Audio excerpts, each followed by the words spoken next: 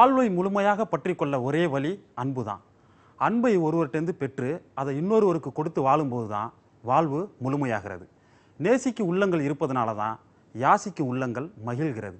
அன்பால் பிறரை நேசிக்கும் உள்ளங்களை தரிசிப்போம்.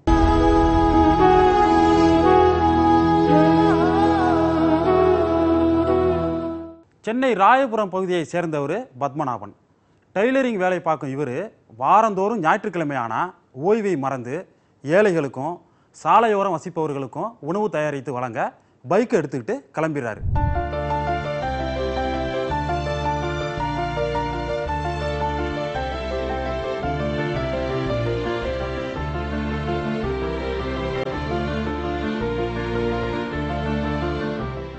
யாவர்க்குமாம் இறைவோர்க்கோர் பச்சிலை, யாவர்க்குமாம் உண்ணும் போது ஒரு கைப்பிடி,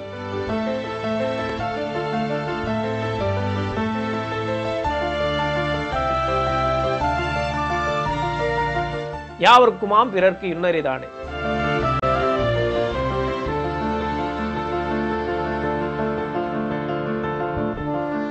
நான் பிறந்த இடம் வந்து ராயபுரம் பக்கத்தில் உள்ள பனைமரத்தொட்டின்ற இடத்துல.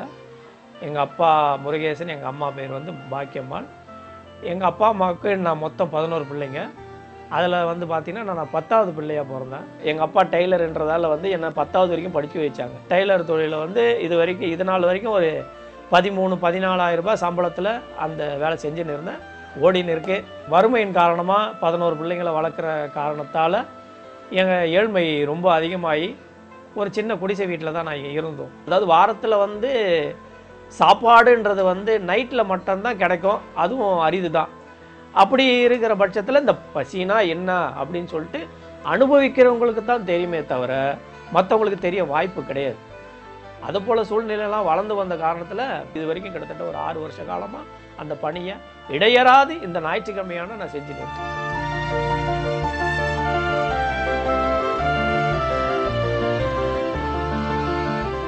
ஒன்பது மணிக்கு ஆரம்பிப்பையா. 9 மணிக்கு ஆரம்பிச்சேன்னா ஒரு 12 மணிக்கு சமையல் வேலை முடிஞ்சிடும். 12:30 மணிக்கெல்லாம் பேக் பண்ணி எடுத்துருவோம். இதை வந்து பார்த்திங்கனாக்கா அனுப்பம்பட்டுன்ற ஒரு கிராமத்துக்கு வந்து கிட்டத்தட்ட ஒரு 60-70 பிள்ளைங்க ஏழை கிராமம் அது.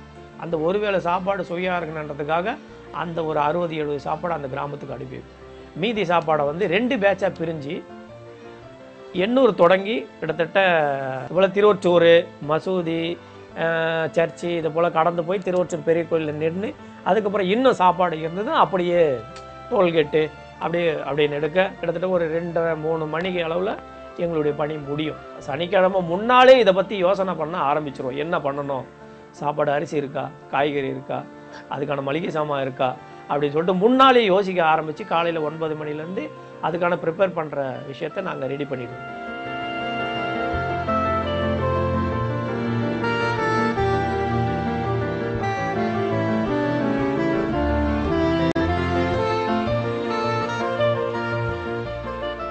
நம்முடைய வாரத்தில் மாதத்தில் பார்த்திங்கன்னா கிட்டத்தட்ட ஒரு 5 மூட்டை கிட்ட ஆகும்.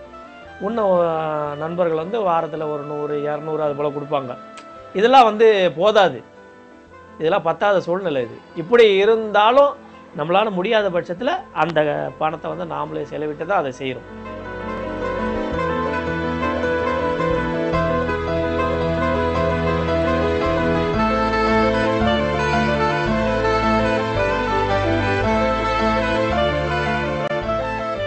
அதாவது இந்த தொண்டு வந்து மேலே மேலே போய்கினே இருக்கணும்.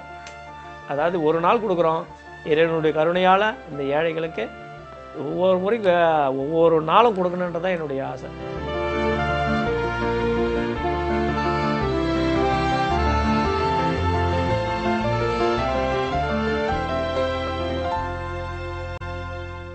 வாரந்தோறும் ஞாயிற்றுக்கிழமை 200 பேருக்கு உணவு கொடுக்கறத பல வருஷமாக வழக்கமாக வச்சிருக்கிறாரு பத்மநாபன். இவரோட இந்த சேவை உள்ளத்துக்கு அவரோட குடும்பமே முழு ஒத்துழைப்பு கொடுக்குறாங்க. குறிப்பாக அவரோட மகன் இதில் முழு ஆர்வமாக செயல்படுறாரு. சமையலெல்லாம் முடிஞ்சு எல்லாத்தையும் எடுத்துக்கிட்டு அப்பா கூடவே கிளம்பிடுறாரு. பத்மநாபன் கிட்ட பேசும்போது, எனக்கு அப்புறம் என் மகன் இருக்கான், அவன் இதை எடுத்து செய்வான், அந்த திருப்தி போதும் சார், நான் நிம்மதியாக போய் சேர்ந்துருவேன் அப்படின்னு ரொம்ப உருக்கமாக சொன்னார். மற்றவங்க பசி போக்கும் நீங்கள் என்னைக்கும் நிம்மதியாகவே வாழ்வீங்க பத்மநாபன்.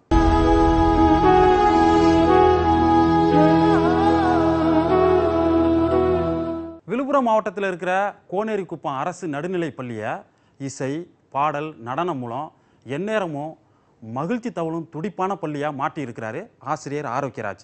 இசைத்து கொண்டே பாடி பாடங்கள் கற்பிக்கும் இவரோட முறை அழகு, அற்புதம்.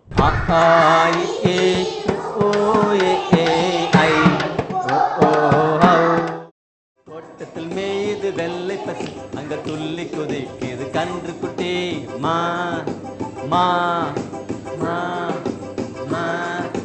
அம்மா என்குது வெள்ளை பசு உடன் அண்டையில் ஓடுது கன்று குட்டி மா மா மா மா.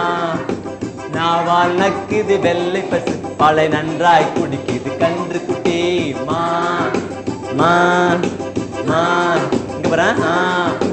முத்தம் கொடுக்குது வெள்ளை பசு மடி முட்டி குடிக்குது கன்று குட்டி மா மா மா மா. கவிமணி தேசிய விநாயகம் பாடிய பாடல் இதுதான். கவிமணி தேசிய விநாயகம் பாடிய பாடல் இதுதான்.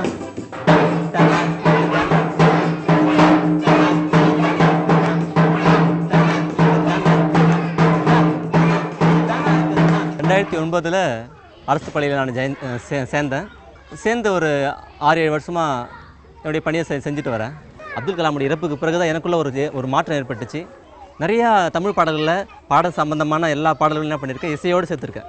இசைன்னா கிராமிய கலை, கிராமிய நடனம், கிராமிய இசைக்கருவிகளை பயன்படுத்தி நிறைய பாடலை இசை மூலமாக சொல்லித்தரேன். ஆடல், பாடல், நடனம் என்று எல்லா வழியும் சொல்லி கொடுத்துட்ருக்கேன். என்னுடைய மாணவர்கள் 20 பேர் இருக்காங்க. 1வது 2வது சேர்த்திங்கன்னா ஒரு 25 பேர்கிட்ட மொத்தமாக இருப்பாங்க. பார்த்திங்கன்னா அந்த பாடலை வந்து இசையோடு கிராமிய கலையோடு சொல்லி தரும்போது பார்த்திங்கன்னா அண்ணன் ஆட்டன்றீங்க, அவ்வளோ அழகாக ஆடுறாங்க, ஒவ்வொருத்தரும் நேர்த்தியாக ஆடுறாங்க. இப்போ வந்து எப்போ அவன் தூக்கத்தில் எழுப்பி கேட்டால் கூட என்ன பண்ணுவானுங்க, சொல்கிறாங்க ஆடினே சொல்லுவானுங்க பசங்க. அந்தளவுக்கு மனசில் பதிஞ்சிருச்சு. காரணம் வந்து இசை தாங்க.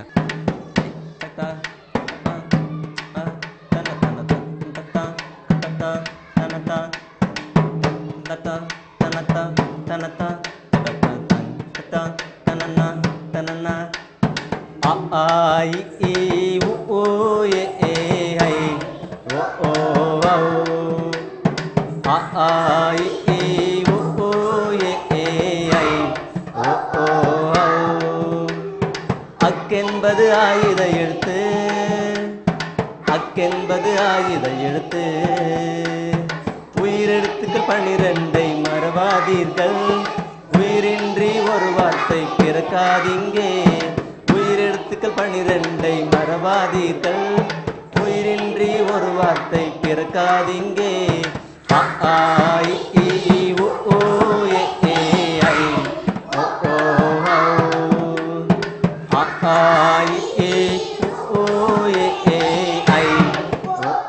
ஏற்ற இறக்கத்தோட பாடிக்கொண்டே மாணவர்கள் நடனம் ஆடும்போது வேறு உலகத்துக்கு போயிடுறாங்க சார். ரொம்ப சீக்கிரமாக ஒரு விஷயத்தை கற்றுக்குறாங்க. இதன் மூலம் அவங்களோட பேச்சு, செயல், எழுத்து, வார்த்தை, உச்சரிப்பு எல்லாமே மேம்படுது. அதுவும் இசைத்து கொண்டே பாடி பாடங்கள் கற்பிக்கும்போது மாணவர்கள் முழு மனதுடன் அவற்றை கவனிக்கிறாங்க. இசைக்கு மயங்காதவங்க இந்த உலகத்தில் யாரும் உண்டா சார்? அதுதான் இங்கே நடக்கிறது, இனிமேலும் நடக்கும். உற்சாகமாய் நம்மக்கிட்ட சொன்னார் ஆரோக்கியராஜ். உள்ளே உற்சாகமாய் பாடிக்கொண்டிருந்தார்கள் மாணவர்கள்.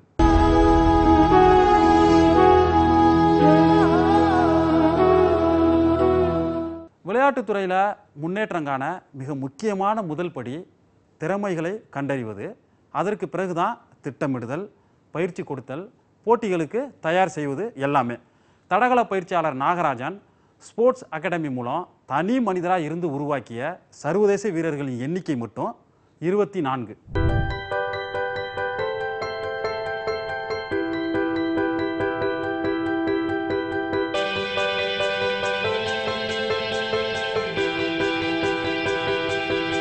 நான் நாகராஜன், இந்த சென்ட் ஜோசப் ஸ்போர்ட்ஸ் அகாடமியுடைய தலைமை பயிற்சியாளர். நான் இந்த அத்லெட்டிக் அகாடமியும் தடகள பயிற்சியும் கடந்த 30 வருஷமாக பண்ணிகிட்ருக்கிறேன். ஏறத்தாழ 30க்கும் மேற்பட்ட சர்வதேச வீரர்களை வந்து நாங்கள் உருவாக்கியிருக்கிறோம்.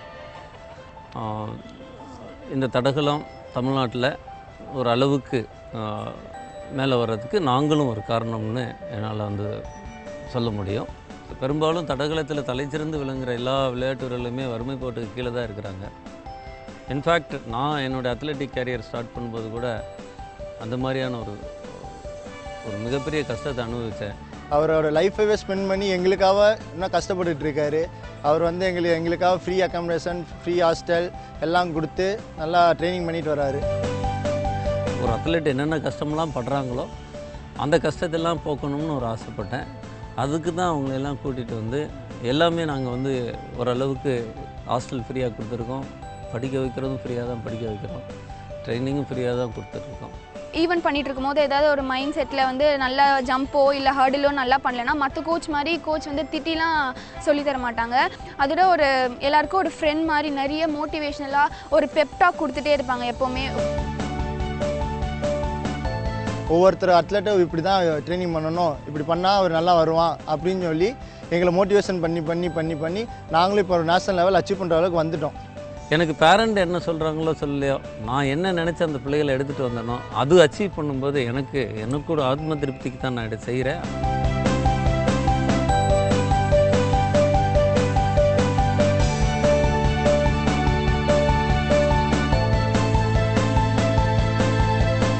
கோச் வந்து ஃபிசிக்கலி சேலஞ்ச், மென்டலி சேலஞ்ச் எல்லாருக்குமே வந்து இங்கே ப்ராக்டிஸ் கொடுக்குறோம். அவரை போல் நாங்களும் இன்னொரு ஒரு 10 பேர்த்த கிராம சைடு இருந்து ஒரு ஏழை கஷ்டப்படுறவங்க ஃபேமிலியை எடுத்துகிட்டு வந்து அவரை போலே ஃப்ரீயாக அவங்களுக்கு இலவசமாக எல்லாத்தையும் கொடுத்து ஃபுட்டு எல்லாம் அக்கமடேஷன் எல்லாம் கொடுத்து அவங்களுக்கும் நல்லா ட்ரைனிங் பண்ணி அவங்களே ஒரு நல்ல மோட்டிவேஷன் பண்ணி அவங்கள வந்து பெரிய ஆளாக கொண்டு வரணும். டெஃபினட்டாக இந்த அகாடமி வந்து கடைசி வரைக்கும் இதே நிலையில் தான் இருக்கும். ட்ரைனிங்க்கு ஃபீஸ் வாங்கக்கூடாது. வேறு எந்த தொழில் செஞ்சுருந்தாலும் எனக்கு ஒரு நீங்கள் லட்சம் கோடி கொடுத்தா கூட எனக்கு அந்த திருப்தி வராது. என்னுடைய ஸ்டூடெண்ட்ஸை நான் சந்தோஷமாக பார்க்கணுங்கிறது, அதில் இருக்க திருப்தி வந்து இதை வந்து கோடிகள் கொடுத்து கூட ஈக்குவல் பண்ண முடியும்.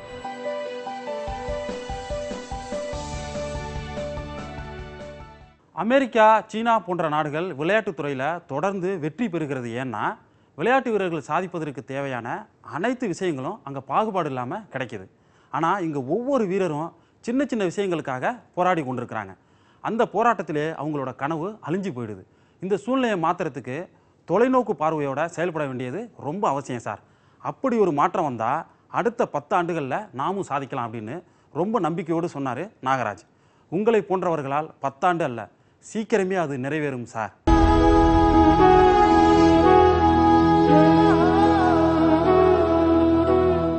ஆண்டுக்கு 6.75 லட்சம் யூனிட் வீதம் கடந்த 10 ஆண்டுகளில் 67.50 லட்சம் யூனிட் மின்சாரத்தை உற்பத்தி செஞ்சுருக்கிறாங்க.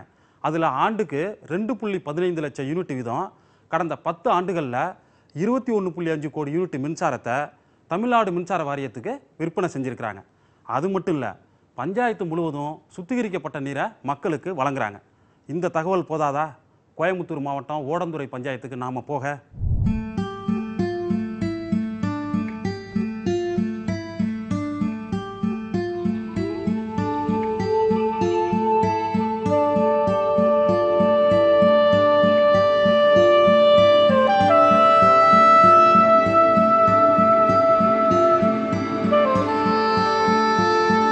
என்னுடைய பேர் வந்து ஆர் சண்முகம். நான் வந்து 1996லேருந்து 2006 வரை 10 ஆண்டு காலம் இந்த ஊராட்சி மன்ற தலைவராக பணியாற்றினேன். நான் பணியேற்ற காலத்தில் இந்த ஊராட்சியில் வந்து என்ன இருந்ததுன்னா ஒரு வசதி வாய்ப்புமே கிடையாது. அப்போ நான் வந்து முதல்ல வந்த உடனேயே நான் என்ன நினச்சேன்னா, இந்த கிராமங்களுக்கு, இந்த ஊராட்சிகளுக்கும், இந்த ஜனங்களுக்கு எல்லாமே குடிநீர் வசதி முழுமையாக பண்ணணும் அப்படின்னு தான் நான் நினச்சேன். அதன்படியே வந்து 1997 கடைசிக்குள்ளே ஒரு ஆண்டு காலத்திலேயே இந்த பஞ்சாயத்தில் இருக்கிற அத்தனை ஊர்களுக்கும் தனித்தனியாக வந்து போர்வெல் போட்டு தனித்தனியாக வந்து தொட்டி கட்டி அவங்களுக்கு அங்கங்கே தண்ணி பிடிச்சிக்கிற மாதிரி முழு அளவில் நாங்கள் பண்ணி கொடுத்தேன். பவானி ஆறு வந்து ஒரு நல்ல ஜீவநதி. 12 மாதமும் தண்ணி ஓடிட்டு தான் இருக்கும் அந்த பவானி ஆற்றுல.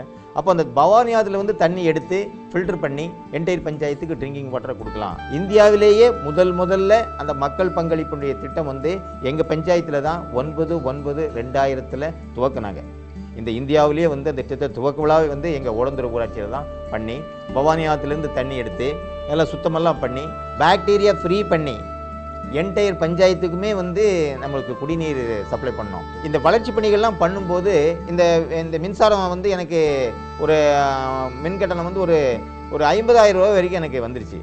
இதை குறைக்கும் முகமாக தான் இந்த தண்ணி சுத்திகரிப்பு பண்ணக்கூடிய திட்டத்தில் வந்து பயோமாஸ் கேசிஃபையர் அப்படின்னு சொல்லக்கூடிய மரக்கட்டையில் மின்சாரம் தயார் பண்ணுறது. இந்த மரக்கட்டையில் மின்சாரம் தயார் பண்ணி கொடுத்துட்டோம்னா நம்மளுக்கு பாதி காசு மிச்சமாகும்னு சொல்லி ஒரு திட்டத்தை நாங்கள் பயன்படுத்தினோம். இந்த பஞ்சாயத்துக்கு தேவையான மின்சாரத்தை பஞ்சாயத்தே தயார் பண்ணிக்கணும், மின்சாரத்தை நம்பி மின் வாரியத்தை நம்பி இருக்கக்கூடாது அப்படிங்கிறத நம்ம கிராம சபையில் வந்து நாங்கள் தீர்மானம் போட்டோம். அது 350 கிலோவாட் திறன் கொண்ட ஒரு மின் காற்றாலை போடலாம் அப்படின்னு ஒரு பிளான் பண்ணோம். இந்த மின் காற்றாலை வந்து 350 திறன் கொண்ட ஒரு மின் காற்றாலை 1,55,00,000 ஆச்சு அன்னைக்கு 2006. அப்போ இது போடலான்னு ஒரு பிளான் பண்ணோம். அப்போ 1,55,00,000 நாங்கள் என்ன பண்ணுறது அப்படிங்கிறது நாங்கள் பிளான் பண்ணி தான் எங்கள் பஞ்சாயத்தினுடைய 2001 நான் 2005 வரைக்கும் இந்த 5 ஆண்டு காலத்தில் பஞ்சாயத்தில் சேமிக்கப்பட்ட பணம் ஒரு 40 லட்ச ரூபா நாங்கள் டெபாசிட் பண்ணி வச்சுருந்தோம். இந்த 40 லட்ச ரூபாயை பயன்படுத்தி 1,15,00,000 Central Bank of India Avarampalayam branch Coimbatore அப்படிங்கிற வங்கி தான் முன் வந்தது. 1,15,00,000 கடனை வாங்கி 40 லட்சம் எங்கள் சேவிங்ஸ் மணியை போட்டு 1,55,00,000 ஒரு விண்மில் வந்து 2006 போட்டு அதை நாங்கள் பண்ணோம். அது வந்து ஒரு வருஷத்துக்கு 6.25 லட்சம் யூனிட் நமக்கு தயார் பண்ணி கொடுக்குது. பஞ்சாயத்துக்கு தேவையான மின்சாரத்தை பஞ்சாயத்தே தயார் பண்ணிக்கணும் அப்படிங்கிற ஒரு பிளான் வந்து ஒரு சிறப்பான திட்டம்.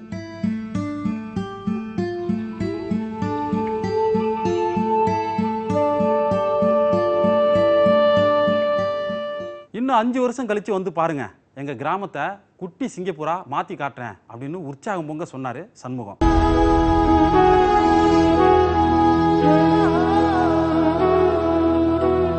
திருச்சி மாவட்டம் அரியமங்கலம் பகுதியில் இருக்குது அந்த சின்ன தெரு. இரவு 7 மணிக்கு நாம் அங்கே போனப்போ தெருவிளக்கு ஒளியில் நிறைய குழந்தைகள் படிச்சுட்டு இருந்தாங்க. குழந்தைகளுக்கு அக்கறையோடு பாடம் சொல்லி கொடுத்து கொண்டிருந்த கோமதி அதுக்காக வாங்கும் டியூஷன் ஃபீஸ் ₹1.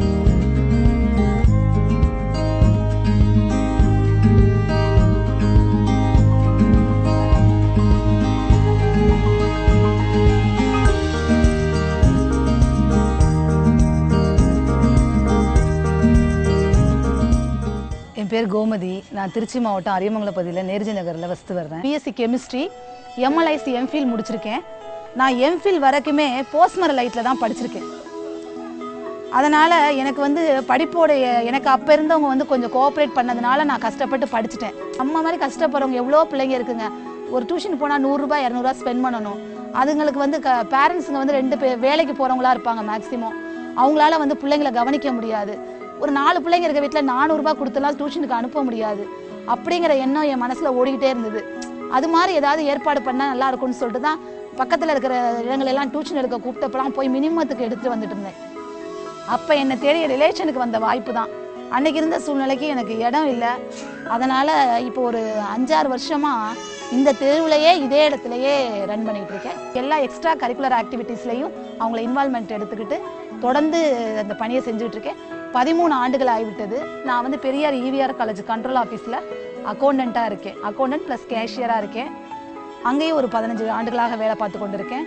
பத்தாவதுக்கு இப்போ வந்து இந்த பணி வந்து ஒரு மாலை நேர பணி. எனக்கு வந்து அந்த பணிக்கு இடையில் வந்து இது வந்து கொஞ்சம் சிரமமாக இருந்தாலுமே சரி, மாணவர்களுக்காக நம்ம கஷ்டப்படுறோம், நம்மளால் ஒரு 100 பேர் பயனடைகிறாங்க.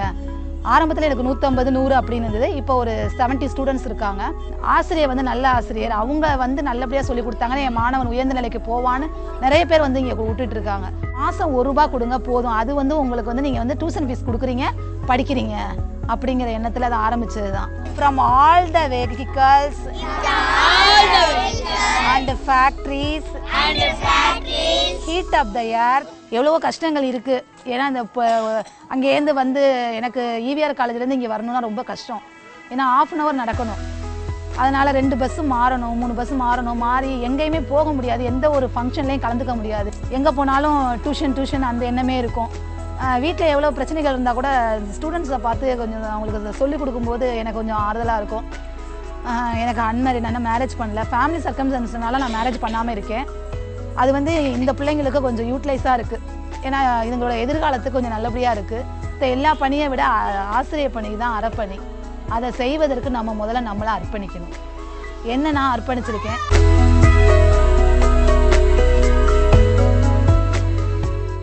என்ன மாதிரியான பிரச்சனைகள் இருந்தாலும் குழந்தைகளை பார்த்தா அது காணாமல் போயிடுது சார். இனிமேல் என் வாழ்க்கை இவங்க கூட தான், இவங்க எல்லாரும் தான் என்னோட குழந்தைங்க அப்படின்னு சொல்லி சிரித்த கோமதியை பார்க்க நமக்கு ரொம்ப பெருமிதமாக இருந்தது.